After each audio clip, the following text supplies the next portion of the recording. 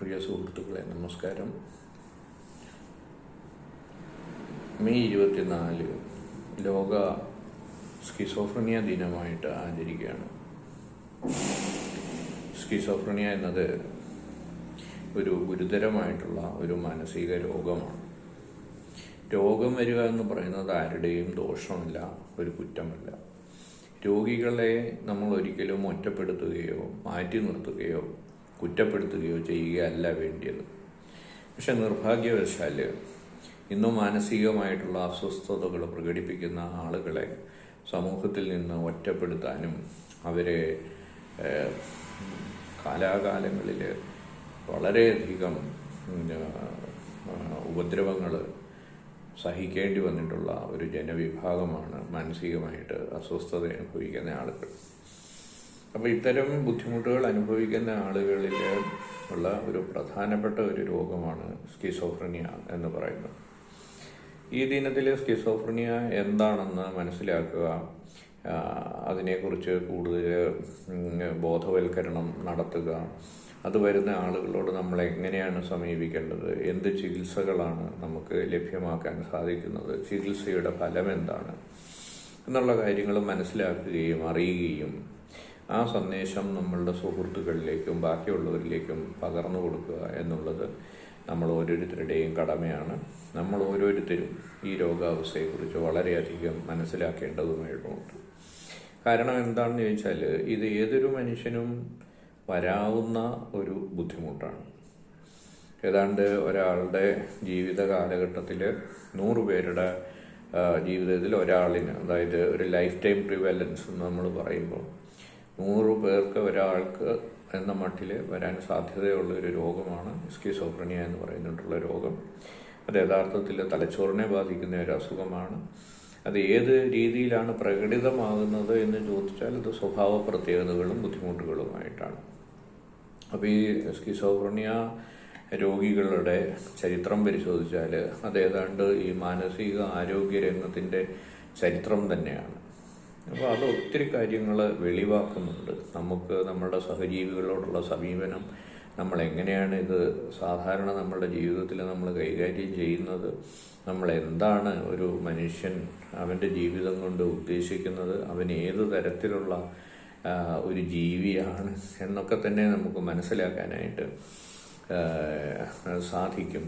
ഈ രോഗത്തെയും അതിനോടുള്ള മനുഷ്യനെടുക്കുന്ന സമീപനത്തെയും എങ്ങനെ നമുക്കത് കൂടുതൽ മെച്ചപ്പെടുത്തി എങ്ങനെ ഒരു രോഗത്തെ ചികിത്സിക്കുന്ന രീതിയിൽ മനുഷ്യനെ മനുഷ്യനായി കണ്ടുകൊണ്ട് അവരുടെ ഒരു പൂർണ്ണ ഉപയോഗമുള്ള വ്യക്തികളായിക്കൊണ്ട് ഒരു സമൂഹത്തിൽ ജീവിക്കത്തക്ക രീതിയിൽ അവരെ സഹായിക്കാൻ നമുക്ക് എന്തെല്ലാം ചെയ്യാൻ സാധിക്കും എന്ന് നോക്കുന്നത് ഈ ദിനത്തിൽ, ഈ അവസരത്തിൽ വളരെ പ്രാധാന്യമുള്ള ഒന്നാണ് എന്നെനിക്ക് തോന്നുന്നു.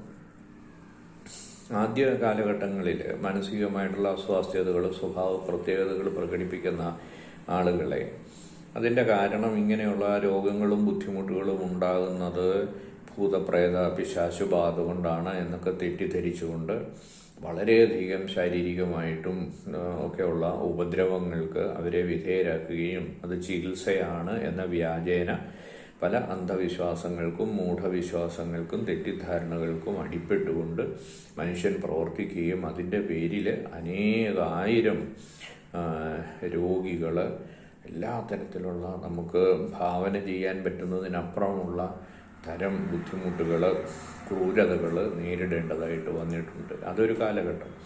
അപ്പോൾ ആ ഇരുണ്ട കാലഘട്ടത്തിന് ശേഷം ഇവരെ സമൂഹത്തിൽ നിന്ന് മാറ്റേണ്ട, ബാക്കിയുള്ള മനുഷ്യന് അവരുടെ ബുദ്ധിമുട്ടുണ്ടാക്കുന്ന, അസ്വസ്ഥതയുണ്ടാക്കുന്ന ആളുകൾ എന്ന് തെറ്റിദ്ധരിച്ചുകൊണ്ട് വിചാരിച്ചുകൊണ്ട് അവരെ എങ്ങനെയെങ്കിലും പൊതുരംഗങ്ങളിൽ നിന്ന് മാറ്റി നിർത്തുക എന്ന ഉദ്ദേശത്തോടുകൂടി മാത്രം അവരെ സമൂഹത്തിൽ നിന്ന് മാറ്റി അവരെ പാർപ്പിക്കാൻ ദൂര പ്രദേശങ്ങളിലുള്ള സംവിധാനങ്ങൾ ഉണ്ടാക്കി ജയിലുകൾ പോലെ അവരെ ദീർഘകാലം അതിനകത്ത് ഇടുകയും അവിടെ വളരെ മോശമായിട്ടുള്ള ജീവിത സാഹചര്യത്തിൽ ജീവിച്ച് അവരുടെ ജീവിതം അവിടെ പൊലിഞ്ഞു പോവുകയും ചെയ്യുന്നതായിട്ടുള്ള ഒരു സാഹചര്യം നമുക്ക് പിന്നീടുണ്ടായി. അപ്പോൾ ഇത്തരം സാഹചര്യങ്ങളിൽ നിന്ന് അവർ മാനുഷികമായ സമീപനങ്ങളും മനുഷ്യനെന്ന രീതിയിൽ അവരെ സമീപിക്കേണ്ടതും ആവശ്യമാണ് എന്ന് പറഞ്ഞുകൊണ്ട് ഫിലിപ്പി പിനേൽ എന്ന് പറയുന്ന ഒരാൾ ഫ്രാൻസിൽ ചങ്ങലക്കിട്ടിരുന്ന രോഗികളെ തുറന്നുവിട്ട് അവർ മനുഷ്യരാണ് എന്ന് പറഞ്ഞത് തന്നെ മാനസികാരോഗ്യ ചികിത്സാ രംഗത്ത് ആദ്യത്തെ വിപ്ലവമായിട്ട് ഉദ്ഘോഷിക്കപ്പെടുകയാണ്. അപ്പോൾ നമ്മളത് കാണേണ്ടതാണ്.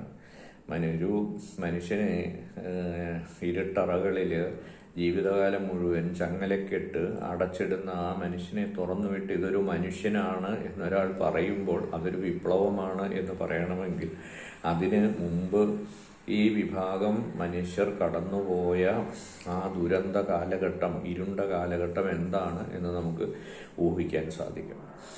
അതിനുശേഷം ഈ എമിൽ ക്രപ്ലിൻ എന്ന് പറയുന്ന അദ്ദേഹത്തെ പോലെയുള്ള ആളുകൾ പിന്നെ വരികയും അദ്ദേഹത്തിൻ്റെ ചിന്തകൾ മാനസികാരോഗ്യ ചികിത്സാ രംഗത്ത് മാനസിക രോഗങ്ങളെ പലതരത്തിൽ തിരിക്കാനും കൂടുതൽ ശാസ്ത്രീയമായിട്ട് സമീപിക്കാനും ഉതകുന്നതായിട്ടുള്ള സമീപനങ്ങൾ കൊണ്ടുവന്ന ഒരാളാണ് എമിൽ ക്രപ്ലിൻ. എമിൽ ക്രപ്ലിൻ അതിനെ ഡെമൻഷ്യ പ്രീകോക്സ് എന്നാണ് വിവരിച്ചത്. ഡെമൻഷ്യ എന്ന് പറഞ്ഞാൽ, പ്രീകോക്സ് എന്ന് പറഞ്ഞാൽ ഒരു കൗമാരകാലത്ത് തന്നെ രോഗം വരികയും ആ രോഗം വന്നതിന് ശേഷം മുമ്പോട്ട് പോകുമ്പോൾ അത് വളരെ മോശമായിക്കൊണ്ടിരിക്കുകയും അയാളുടെ മേധാശക്തി, ബുദ്ധിശക്തി കുറഞ്ഞ് വന്ന്, കഴിവുകൾ കുറഞ്ഞു വന്ന് മുമ്പോട്ട് പോവുകയും ചെയ്യുന്ന, അതായത് എപ്രകാരമാണ് ആ രോഗം ഉണ്ടാകുന്നത്, എന്നാണത് തുടങ്ങുന്നത്, അതെങ്ങനെയാണ് പുരോഗമിക്കുന്നത്, അതെങ്ങനെയാണ് അവസാനിക്കുന്നത് എന്ന കാര്യങ്ങളെ അടിസ്ഥാനമാക്കിയിട്ടാണ് എമിൽ ക്രപ്ലിൻ അതിന് ഡെമൻഷ്യ പ്രീകോക്സ് എന്നുള്ളൊരു പേരിട്ടത്. പിന്നീട് നമുക്കറിയാം ഡെമൻഷ്യ എന്ന് പറയുന്ന രോഗത്തെ സ്കിസോഫ്രനിയ എന്ന രോഗം അത് വേർതിരിക്കുകയും അതിൻ്റെ സമീപനങ്ങളിൽ വീണ്ടും പുരോഗതി ഉണ്ടാകുന്നതനുസരിച്ച് മാറ്റങ്ങൾ വരികയും ചെയ്തു. യൂജിൻ ബ്ലൂളർ എന്ന് പറയുന്ന ഒരാളാണ് ഡെമൻഷ്യ എന്നുള്ള പേര് കൊണ്ടുവന്നത്. അപ്പോൾ അത് ഈ ഡെമൻഷ്യ പ്രീകോക്സ് എന്നും ക്രിപ്ലിൻ കൊടുത്ത രോഗത്തിന് അതിന് എന്തൊക്കെ ലക്ഷണങ്ങളാണ് ഉണ്ടാകുന്നത്, ഏത് രീതിയിലുള്ള വ്യത്യാസങ്ങളാണ് ആ വ്യക്തികളിൽ ഉണ്ടാകുന്നത് എന്നുള്ളൊരു സമീപനത്തിന് പ്രാധാന്യം കൊടുത്തുകൊണ്ട് യൂജിൻ ബ്ലൂളർ എന്ന ഒരാൾ അതിന് സ്കിസോഫ്രനിയ എന്നൊരു പേര് കൊടുത്തു. അപ്പോൾ ഇന്നും ആ പേര് സ്കിസോഫ്രനിയ എന്നുള്ള പേര് നിലനിൽക്കുകയാണ്. എന്താണ് സ്കിസോഫ്രനിയ? നമ്മളൊരു മനുഷ്യൻ പ്രവർത്തിക്കുമ്പോൾ, മനുഷ്യൻ ജീവിക്കുമ്പോൾ അവൻ്റെ വികാരങ്ങളും ചിന്തകളും പ്രവൃത്തികളും എപ്പോഴും ബന്ധപ്പെട്ടിരിക്കുന്നു. ഉദാഹരണത്തിന് നമ്മുടെ മനസ്സിൽ നമ്മുടെ ഒരു സങ്കടം ഉണ്ടാകുകയാണെങ്കിൽ അത് നമ്മളുടെ മുഖത്തും ശരീരത്തിലും നമ്മുടെ പ്രവൃത്തിയിലും നമുക്ക് കാണാൻ സാധിക്കും. നമ്മളിപ്പോൾ ഒരാളോട് ദേഷ്യപ്പെടുകയാണെങ്കിൽ അതിൻ്റെ പ്രതിഫലനം അപ്പോഴത്തന്നെ അതേപോലെ തന്നെ നമ്മളുടെ ചിന്തകളിലും പ്രവൃത്തികളിലും ഒരുമിച്ച് മാറ്റം വരുന്നതായിട്ട് കാണാം.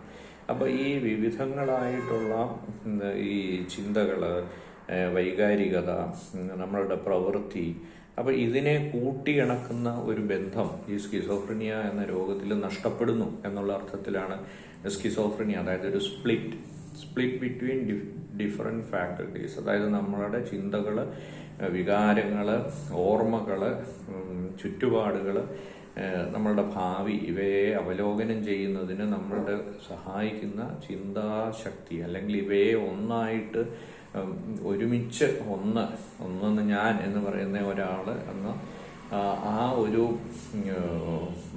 ഒരു മനസ്സിലാക്കലിനെ നഷ്ടപ്പെടുത്തിക്കൊണ്ട് ഇവയെല്ലാം തമ്മിലൊരു വിഘടനമുണ്ടാകുക, എൻ്റെ ചിന്തകളും എൻ്റെ പ്രവൃത്തികളും എൻ്റെ പിൽക്കാലവും എൻ്റെ ഭാവിയെക്കുറിച്ചുള്ള എൻ്റെ സങ്കല്പങ്ങളും തമ്മിലുള്ള ആ ബന്ധം ശിഥിലമായി പോകുന്ന ഒരു തലച്ചോറിനെ ബാധിക്കുന്ന ഒരു രോഗമാണ് സ്കിസോഫ്രനിയ. അപ്പം യൂജിൻ ബ്ലൂളർ കൊടുത്ത സ്കിസോഫ്രനിയ എന്ന് പറയുന്ന ആ പേരാണ് ഇന്ന് നിലനിൽക്കുന്നത്. അപ്പം അത് ലോകത്താകമാനമായിട്ട് 21 മില്യൺ ആളുകൾ ഒരേ സമയം, അതായത് മറ്റൊരു ഇത് പറയുകയാണെങ്കിൽ ഒരു ലൈഫ് ടൈം പ്രിവലൻസ് ഒന്നാണെന്ന് പറയും. എന്ന് വെച്ചാൽ 100 പേരുടെ ജീവിതകാലം മുഴുവൻ എടുത്ത് അതിലൊരാളിന് സ്കിസോഫ്രനിയ വരാനുള്ള സാധ്യതയുണ്ട് എന്നാണ് പറയുന്നത്. അപ്പോൾ അത് അത്ര അധികം ഇപ്പം എനിക്കും നിങ്ങൾക്കും ഏതൊരു മനുഷ്യനെ എന്ന പോലെ വരാൻ സാധ്യതയുള്ള തലച്ചോറിനെ ബാധിക്കുന്ന ഒരു രോഗമാണ്. അപ്പം ഈ രോഗം നിർഭാഗ്യവശാൽ വരുന്ന വ്യക്തികളെ, അവരെ നമ്മൾ സമൂഹത്തിൽ നിന്ന് ഒറ്റപ്പെടുത്തി അവർ മനുഷ്യരല്ല എന്ന രീതിയിൽ അവരോട് സമീപിക്കുമ്പോൾ നമ്മൾ വലിയൊരു പാതകമാണ് ചെയ്യുന്നത്, വലിയൊരു ക്രൈമാണ് ചെയ്യുന്നത്. അപ്പോൾ ഇത് യഥാർത്ഥത്തിൽ നമ്മൾക്ക് അറിവില്ലായ്മ കൊണ്ടാണ് ഇത് സംഭവിക്കുന്നത്. ഇന്നത്തെ ചികിത്സാരംഗം വളരെയധികം പുരോഗമിച്ചിരിക്കുന്നു. അപ്പോൾ ഈ പുരോഗമിച്ചിരിക്കുന്ന ചികിത്സകൾ ഉപയോഗിച്ചുകൊണ്ട്, നമുക്കിന്ന് ലഭ്യമായിട്ടുള്ള ചികിത്സകൾ ഉപയോഗിച്ചുകൊണ്ട് ഈ രോഗത്തെ പൂർണ്ണമായിട്ട് മാറ്റാം എന്നല്ല, കുറേ വിഭാഗം ആളുകളിൽ നമുക്ക് മാറ്റാൻ സാധിക്കുമെങ്കിലും മറ്റു വിഭാഗം ആളുകളിൽ ഈ രോഗലക്ഷണങ്ങളെ വളരെയധികം നിയന്ത്രിച്ചുകൊണ്ട് അവരെ സമൂഹത്തിൽ പ്രയോജനമുള്ള മനുഷ്യരായിട്ട് നമുക്കവരെ പുനരധിവസിപ്പിക്കാനായിട്ട് നമുക്ക് സാധിക്കും. അങ്ങനെ നോക്കുമ്പോൾ 100 സ്കിസോഫ്രീനിയ രോഗികളിൽ 95 ആളുകളെയും നമുക്ക് ഈ പൂർണ്ണമായ ചികിത്സാ പദ്ധതികൾ വഴി, പുനരധിവാസ പ്രക്രിയകൾ വഴി സമൂഹത്തിന് പ്രയോജനമുള്ള വ്യക്തികളായിട്ട് സന്തോഷത്തോടു കൂടി അവരുടെ ജീവിതം ജീവിച്ചു തീർക്കാനായിട്ട് സാധിക്കും.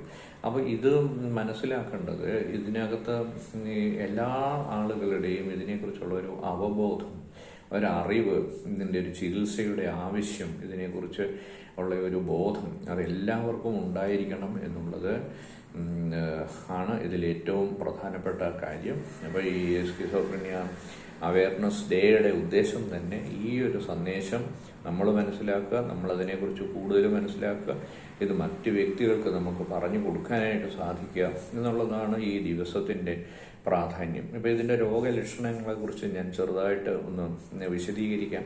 കാര്യം അത് നമുക്ക് പലപ്പോഴും ഇത്തരം ബുദ്ധിമുട്ടുകൾ അനുഭവിക്കുന്ന ആളുകളെ കണ്ടെത്താനായിട്ട് നമുക്ക് സഹായിക്കും. എങ്ങനെയാണ് അവരെ ഒരു ചികിത്സകൻ്റെ അടുത്ത് എത്തിക്കേണ്ടത്, എന്താണ് കൃത്യമായ മരുന്നുകളുടെയും ചികിത്സകളുടെയും ആവശ്യം, ആ രീതിയിൽ നമുക്കതിനെ ഒന്ന് വിശദമാക്കാൻ വേണ്ടിയിട്ട് ശ്രമിക്കാം. ഇപ്പോൾ നമുക്കെല്ലാം ഓർമ്മകളുണ്ട്, എല്ലാ മനുഷ്യനും ഓർമ്മകളുണ്ട്. നമ്മൾ ചെറിയ വയസ്സിൽ 5 വയസ്സ് 10 വയസ്സിലൊക്കെ നമ്മൾ ചെയ്ത പ്രവൃത്തികൾ ചെയ്ത് ജീവിച്ചു വന്ന മനുഷ്യൻ തന്നെയാണ് ഈ പ്രായത്തിലുള്ള നമ്മളും. അപ്പം നമുക്കറിയാം ആ ആള് തന്നെയാണ് ജീവിതം മുമ്പോട്ടും നമ്മളെ ജീവിതത്തിൽ പല പ്ലാനുകളും ഭാവിയിലേക്കായിട്ട് കണക്ക് കൂട്ടുകയും പ്ലാൻ ചെയ്യുകയും അങ്ങനെ നമ്മൾ ജീവിച്ചു വരികയാണ്. അപ്പോൾ അതും ഈ വ്യക്തിയാണ്, ഈ ഇരിക്കുന്ന വ്യക്തിയും ആ ഒരാളാണ് എന്നുള്ളൊരു ബോധം, അതായത് നമ്മളുടെ ആത്മസത്തയെക്കുറിച്ചുള്ള സെൽഫ്, അതിനെക്കുറിച്ചുള്ള ഒരു ബോധം എന്ന് പറയുന്നത് എല്ലാ മനുഷ്യർക്കുമുള്ള ഒരു ബോധമാണ്. അപ്പോൾ നമുക്കെല്ലാം ഓർമ്മകളുണ്ട്. അപ്പോൾ ഈ ഓർമ്മകളിൽ പണ്ട് സംഭവിച്ച കാര്യങ്ങളൊക്കെ നമുക്ക് ഓർമ്മയുണ്ട്. പക്ഷേ ഈ രോഗം ബാധിക്കുന്ന ആളുകളിൽ എന്താ സംഭവിക്കുന്നതെന്ന് ചോദിച്ചാൽ, ഓർമ്മകൾ സാധാരണ പോലെ തന്നെ അവർക്കുണ്ട്. പക്ഷെ ആ ഓർമ്മകളെ വിശകലനം ചെയ്യുന്നതിൽ വ്യത്യാസം വരും. അപ്പോൾ ഓർമ്മകൾക്ക് ചില തെറ്റായ വിശദീകരണങ്ങൾ അവർ കൊടുക്കാൻ തുടങ്ങും. അതിന് നമ്മൾ ഡെലൂഷണൽ മെമ്മറി എന്നൊക്കെ പറയും. അതിൽ വിശ്വസിക്കാനും തുടങ്ങും. അപ്പോൾ എന്താണെന്ന് ചോദിച്ചാൽ, അവരുടെ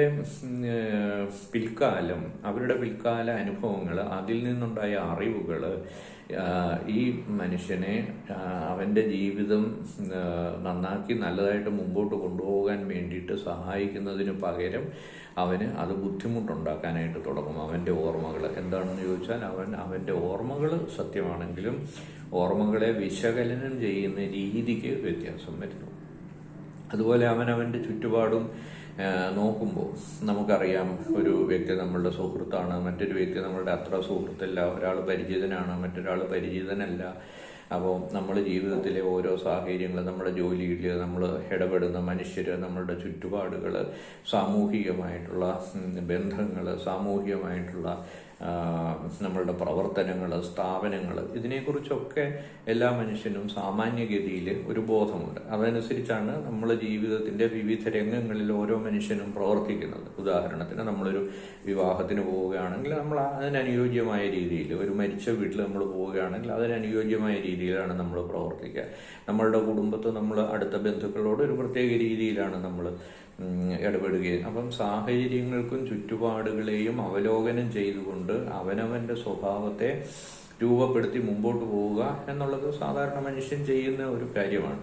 പക്ഷേ ഈ രോഗാവസ്ഥ വരുന്ന ആളുകൾക്ക് പലപ്പോഴും അവരുടെ ചുറ്റുപാടുകളെ വേണ്ട രീതിയിൽ അവലോകനം ചെയ്യാൻ പറ്റാതെ പോകും. അവർ സുഹൃത്തുക്കളെ ചിലപ്പോൾ ശത്രുക്കളായിട്ട് കാണും, അങ്ങനെ തുടങ്ങിയിട്ട് ഇപ്പോൾ ഉദാഹരണത്തിന് അവർ ആളുകളെ തിരിച്ചറിയാൻ പോലും പറ്റാത്ത രീതിയിൽ, ഉദാഹരണത്തിന് ഒരാളുടെ അമ്മയോ അച്ഛനെയോ കാണുമ്പോൾ ഇതെൻ്റെ അമ്മയോ അച്ഛനോ അല്ല, ഇത് എന്നെ ഉപദ്രവിക്കാൻ വന്നയാൾ അമ്മയുടെ അച്ഛൻ്റെ രൂപത്തിൽ വന്നതാണ് എന്നൊക്കെ പറയുന്ന തരത്തിൽ വരെ നമ്മളുടെ ചുറ്റുപാടുകളെ അവലോകനം ചെയ്യാനുള്ള കഴിവുകൾ നമുക്ക് നഷ്ടപ്പെട്ടു പോകുന്നതായിട്ടുള്ള ഒരു അവസ്ഥ ഉണ്ട്.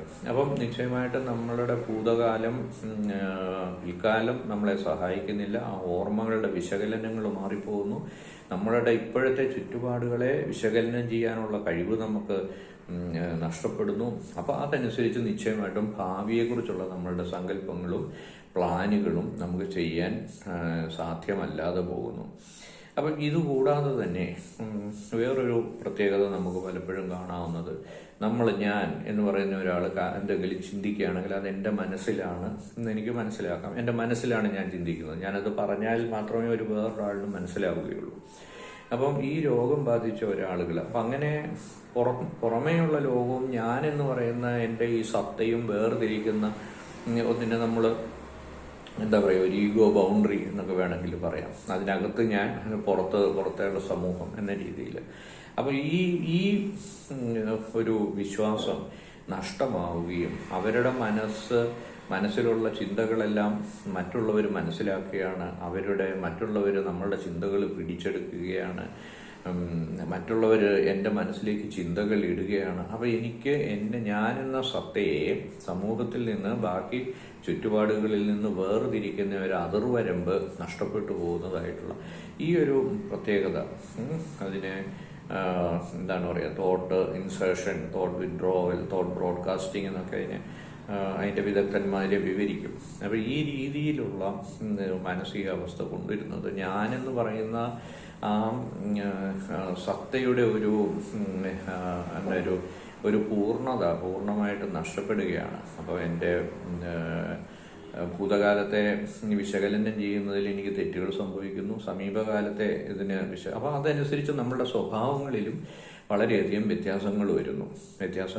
അതുപോലെ നമ്മൾ ഒരു കാര്യം ചെയ്യുന്ന വളരെ ഓർഗനൈസ്ഡ് ആണ്. അപ്പം അതായത് ചിട്ടയായിട്ടാണ് നമ്മൾ കാര്യങ്ങൾ ചെയ്യുന്നത്. ഈ ചിട്ടകൾ പോലും താളം തെറ്റുന്നതായിട്ട് കാണും. ഇനി ഇതിനെ മനസ്സിലാക്കാനായിട്ട് വേറെ ഒരു വളരെ നമുക്ക് മനസ്സിലാക്കത്തക്ക രീതിയിൽ നമ്മളിതിനെ വിവരിക്കുകയാണെങ്കിൽ, ഒരാളുടെ മനസ്സ് അതെന്താ പറയുക, ഒരു ലാൻഡ്സ്കേപ്പാണെന്ന് നമുക്ക് വേണമെങ്കിൽ പറയാം.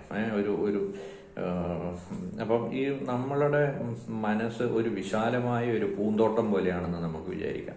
അപ്പോൾ അതിൽ നമുക്ക് ഇഷ്ടമുള്ള ആളുകളുണ്ട്, നമ്മളുടെ സങ്കല്പങ്ങളുണ്ട്, പേടികളുണ്ട്, ഭയങ്ങളുണ്ട്, ഭാവിയെക്കുറിച്ചുള്ള ആശങ്കകളുണ്ട്, ആശയങ്ങളുണ്ട്, പ്രതീക്ഷകളുണ്ട്, സ്നേഹമുണ്ട്. അപ്പോൾ ഇതെല്ലാം ഉള്ള ഒരു പൂന്തോട്ടമാണ് നമ്മളുടെ മനസ്സ് എന്ന് നമുക്ക് വിചാരിക്കാം. അപ്പം ഇവിടെ തീർത്തും വ്യത്യസ്തമായിട്ടുള്ള തെറ്റായിട്ടുള്ള സങ്കല്പങ്ങൾ, ചിന്തകൾ വലിയ പിരമിഡുകൾ പോലെ വളർന്നു വരുന്നു എന്ന് വിചാരിക്കുക. അതായത് അതിനെ നമുക്ക് വേണമെങ്കിൽ ഡെലൂഷൻസ് എന്ന് പറയാം, തെറ്റായ വിശ്വാസങ്ങൾ. ഈ തെറ്റായ വിശ്വാസങ്ങൾ എൻ്റെ പൂന്തോട്ടത്തെ ആകെ മാറ്റിക്കളയുകയും ഞാൻ ഇപ്പോഴത്തെ യാഥാർത്ഥ്യത്തിൽ ഞാൻ എൻ്റെ കണ്ണുകൊണ്ടും എൻ്റെ അനുഭവം കൊണ്ടും നേരിട്ട് കാണുന്ന ലോകത്തേക്കാൾ ഞാൻ വിശ്വസിക്കുന്നത് എൻ്റെ മാറിയ ഈ മൈൻഡ് ലാൻഡ്സ്കേപ്പാണ്, എൻ്റെ ഈ മാനസിക അവസ്ഥയാണ് എന്ന് തെറ്റിദ്ധരിക്കുകയും ചെയ്യുക. അപ്പം നമ്മൾ കേൾക്കാത്ത കാര്യങ്ങൾ അവർ കേൾക്കുന്നു, ഹാലൂസിനേഷൻസ് എന്ന് പറയുന്നു. കാണാത്ത കാര്യങ്ങൾ കാണുന്നു. അവരുടെ ചിന്തയിൽ വലിയ പിരമിഡുകൾ പോലെ തെറ്റായിട്ടുള്ള, യാഥാർത്ഥ്യവുമായിട്ട് ബന്ധമില്ലാത്ത വിശ്വാസങ്ങൾ വേരുറപ്പിക്കുന്നു. അപ്പോൾ ഇതനുസരിച്ച് ആളുടെ പ്രവൃത്തികൾ മാറുന്നു. അപ്പം നമ്മൾ ഒരു ബാഹ്യമായിട്ട് നോക്കുമ്പോൾ ഈ പ്രവൃത്തികൾ മാറിയത് മാത്രമേ നമ്മൾ കാണുള്ളൂ. അപ്പം മാറിയ പ്രവൃത്തി മറ്റൊരു വ്യക്തിയിൽ നിന്നുണ്ടാകുമ്പോൾ മനുഷ്യൻ അതിനെ സാധാരണ മറ്റു മൃഗങ്ങളെ പോലെ തന്നെ അവരെ ഒറ്റപ്പെടുത്താനും, അവരെ കുറ്റം പറയാനും, അവരെ അറ്റാക്ക് ചെയ്യാനും, അവരെ ഉപദ്രവിക്കാനുമാണ് സാധാരണ പ്രവണത. അപ്പം ഇത് നമ്മൾ വ്യക്തമായിട്ട് മനസ്സിലാക്കിയാലേ സാധിക്കുകയുള്ളൂ. ഇത് എന്തുകൊണ്ട് സംഭവിക്കുന്നു എന്ന് ചോദിച്ചാൽ, ഇത് തലച്ചോറിനെ ബാധിക്കുന്ന ഒരു രോഗമാണ്. ആ രോഗത്തിൻ്റെ ലക്ഷണങ്ങളും അതുണ്ടാക്കുന്ന സ്വഭാവങ്ങളുമാണ് ഈ വിവരിച്ചത്. അപ്പോൾ ഇന്ന് നമുക്ക് ലഭ്യമാകുന്ന ഒത്തിരി ചികിത്സാ സമ്പ്രദായങ്ങളുണ്ട്. ഈ ചികിത്സാ സമ്പ്രദായങ്ങൾ കൊണ്ട് ആധുനികമായിട്ടുള്ള ചികിത്സാ സമ്പ്രദായങ്ങൾ കൊണ്ട് കഴിയുന്നതും നേരത്തെ ഈ മാറ്റങ്ങൾ കണ്ടുപിടിച്ച് നമ്മൾ അവരെ ചികിത്സയ്ക്ക് വിധേയരാക്കുകയാണെങ്കിൽ അവരുടെ ഈ തെറ്റിദ്ധാരണകൾ, തെറ്റായ അനുഭവങ്ങൾ, ചിന്തകൾ നമുക്ക് കുറച്ചു കൊണ്ടുവരാനും അവരെ ആ രോഗാവസ്ഥ കുറയില്ല നമുക്ക് മനസ്സിലാക്കാനും അതിനെ നിയന്ത്രിക്കാനും കൃത്യമായ ചികിത്സകൾ നമ്മൾ തുടർന്നുകൊണ്ടിരിക്കുകയാണെങ്കിൽ ഞാൻ ആദ്യം പറഞ്ഞതുപോലെ 95 ആളുകളെ നമുക്ക് സാധാരണ മനുഷ്യരെ പോലെ നമുക്ക് അവരുടെ ജോലികളിൽ ഏർപ്പെട്ടുകൊണ്ട് അവരുടെ കുടുംബജീവിതം നയിച്ചുകൊണ്ട് പ്രയോജനമുള്ള വ്യക്തികളായിട്ട് അവരുടെ ആയുസ്സിന് കോട്ടം വരാതെ നമുക്ക് ചികിത്സിച്ച് മുമ്പോട്ട് കൊണ്ടുപോകാനായിട്ട് സാധിക്കും. അപ്പോൾ നമ്മൾ മനസ്സിലാക്കേണ്ടത് നമ്മുടെയൊക്കെ ഈ ചികിത്സാ രംഗത്ത് ഈ അറിവുകൾ ഒരു വശത്ത് കൂടുകയും അതേസമയം ഈ ചികിത്സ ഇതിൻ്റെ പ്രയോജനം കിട്ടേണ്ട ആളുകളിൽ വലിയൊരു വിഭാഗത്തിന് കിട്ടാതിരിക്കുകയും ചെയ്യുന്ന ഒരു അവസ്ഥയുണ്ട്. അതിനാണ് നമ്മളൊരു ചികിത്സാ വിടവ് എന്ന് പറയുന്നത്, ഒരു ട്രീറ്റ്മെൻറ്റ് ഗ്യാപ്പ്. അതായത് നമുക്ക് 100 പേരെ നമുക്ക് ചികിത്സിക്കാമെങ്കിൽ അതിൽ വളരെ ചെറിയ എണ്ണം ആളുകൾക്ക് മാത്രമേ വേണ്ട രീതിയിലുള്ള ചികിത്സ കിട്ടുന്നുള്ളൂ. അപ്പോൾ ഇല്ലാത്ത ആളുകൾ ഈ പറഞ്ഞ പോലെയുള്ള പലതരം തെറ്റിദ്ധാരണകൾക്കും സമൂഹത്തിൽ നിന്ന് ഒറ്റപ്പെടുന്നതിനും പല ഉപദ്രവങ്ങൾ നേരിടേണ്ടതുമായിട്ടുള്ള ഒരു ചുറ്റുപാട് വരുന്നു. അപ്പോൾ ഈ ഒരു കാര്യം ഈ ദിവസത്തിൽ, അതായത് ഈ ലോക സ്കിസോഫ്രീനിയ ദിനത്തിൽ നമ്മൾ വ്യക്തമായിട്ട് മനസ്സിലാക്കുകയും നമ്മൾ അതിനെക്കുറിച്ച് കൂടുതൽ പഠിക്കുകയും ഇത്തരം രോഗലക്ഷണങ്ങൾ എന്തെങ്കിലും കാണിക്കുന്ന ആളുകൾ നമ്മുടെ സുഹൃത്തുക്കളോ പരിചയക്കാരോ ബന്ധുക്കളോ ആരെങ്കിലും ഉണ്ടെങ്കിൽ അവരെ വഴക്ക് പറയുകയോ ഒറ്റപ്പെടുത്തുകയോ ഉപദ്രവിക്കുകയോ അല്ല വേണ്ടിയത്. ലഭ്യമായിട്ടുള്ള നല്ല മാനസികാരോഗ്യ ചികിത്സകൾ കൊടുക്കുകയും അവര് പൂർണ്ണമായിട്ട് അതിൽ നിന്ന് മുക്തി നേടുകയും പൂർണ്ണമായിട്ട് മുക്തി നേടിയില്ലെങ്കിൽ ഈ രോഗാവസ്ഥയെ നമുക്ക് പൂർണ്ണ നിയന്ത്രണത്തിൽ കൊണ്ടുവന്നുകൊണ്ട് അവരെ ഒരു പുനരധിവാസത്തിൽ അടിസ്ഥാനമാക്കി അവർക്ക് ജീവിതകാലം മുഴുവൻ അവർക്ക് നല്ല രീതിയിൽ മുമ്പോട്ട് പോകാൻ തുടർ ചികിത്സകളോട് സാധിക്കും. ഇത് പലപ്പോഴും തുടർ ചികിത്സകൾ ആവശ്യമുള്ളൊരു ചുറ്റുപാടാണ്, നമ്മളത് മനസ്സിലാക്കണം. അപ്പം ഇത്തരം ബുദ്ധിമുട്ടുകൾ ഞാൻ വീണ്ടും ആവർത്തിക്കുകയാണ്. ആദ്യം പറഞ്ഞതാണ്, ഇത് എനിക്കും സംഭവിക്കാം, നിങ്ങൾക്കും സംഭവിക്കാം, മറ്റൊരു മനുഷ്യനും സംഭവിക്കാം. അപ്പം ഇത് ഉണ്ടാകുന്ന ഒരു സാഹചര്യം, ഇതൊരു രോഗമാണ്, ഇതൊരു തലച്ചോറിനെ ബാധിക്കുന്ന ഒരു രോഗമാണ്, ചികിത്സ ലഭ്യമായിട്ടുള്ള ഒരു രോഗമാണ്.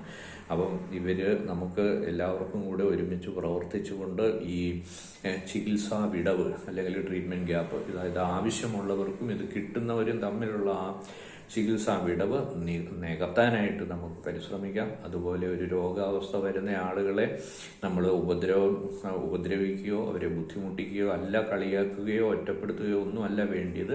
മറിച്ച് അത് ഏത് രോഗവും പോലെയുള്ള ശാരീരിക രോഗങ്ങൾ പോലെ തന്നെയുള്ള ഒരു രോഗം മാത്രമാണ്. അതിന് ചികിത്സയുണ്ട്, ആ ചികിത്സ ലഭ്യമാണ്. അപ്പം ഇതാണ് എനിക്ക് ഇന്ന് നിങ്ങളോട് പറയാനുള്ള സന്ദേശം. അതൊരു കാരണവശാലും നമ്മളുടെ മനസ്സിൽ നിന്ന് പോകരുത് എന്ന് മാത്രമല്ല, മാനസികാരോഗ്യത്തെക്കുറിച്ച്, മാനസിക ബുദ്ധിമുട്ടുകളെക്കുറിച്ച് ഇന്ന് ദിവസം നമ്മൾ സ്കിസോഫ്രീനിയ രോഗത്തെക്കുറിച്ചാണ് സംസാരിച്ചത്. ആ രോഗത്തെക്കുറിച്ച് അതിന് നമുക്ക് ഓരോരുത്തർക്കും ഒരു സമൂഹത്തിലെ ഉത്തരവാദിത്തമുള്ള അംഗം എന്ന നിലയിൽ നമുക്ക് ഓരോരുത്തർക്കും അതിന് നമുക്ക് സഹായം ചെയ്യാനും അത് മാനസികാരോഗ്യം പൊതുവിൽ നമ്മളുടെ സമൂഹത്തിൻ്റെയും അത് വഴി നമ്മളുടെ ജീവിത നിലവാരവും ആരോഗ്യവും വളരെ മെച്ചപ്പെടുത്തുന്നതിന് നമുക്ക് ഓരോരുത്തർക്കും സംഭാവന ചെയ്യാനായിട്ട് സാധിക്കും. അപ്പോൾ ഈ അറിവുണ്ടായിരിക്കുക, ഇത് മനസ്സിലാക്കുക, അതനുസരിച്ച് പ്രവർത്തിക്കുക. നമുക്കൊക്കെ കൂടുതൽ മനുഷ്യരാകേണ്ടതുണ്ട്, നമ്മൾ മനുഷ്യനാകേണ്ടതുണ്ട്. നമ്മളിന്നും മനുഷ്യനാകാനുള്ള പ്രവർത്തനം നിരന്തരം നടത്തുന്ന ജീവികളാണ്. നമുക്ക് ആ പ്രവർത്തനങ്ങൾ തുടർന്ന് മുമ്പോട്ട് പോകാം. നന്ദി, നമസ്കാരം.